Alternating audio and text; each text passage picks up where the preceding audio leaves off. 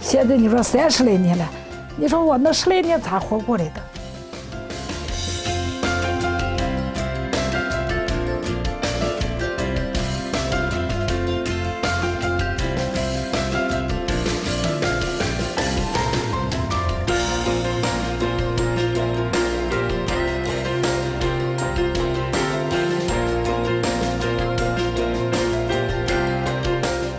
你比如说在这里头种树了，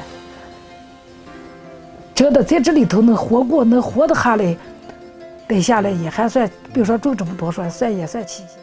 我那是亲身体会过来的。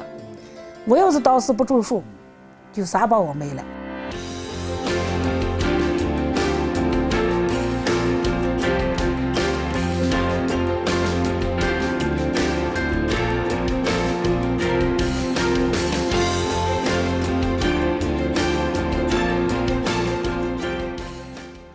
整体上是看见这个沙漠绿起来了以后了，在我的心里头就比我现在过的日子好了还好，因为我就盼望的一出沙漠里头看见绿油油一片，到了大几百年的话，孙子的孙子就记住我了，说呀，那时间我姥姥那时间是咋回事？你看现在的话，我姥姥还在这儿。你说我要当年不奋斗，你说哪有现在就说我能过上这么好的日子？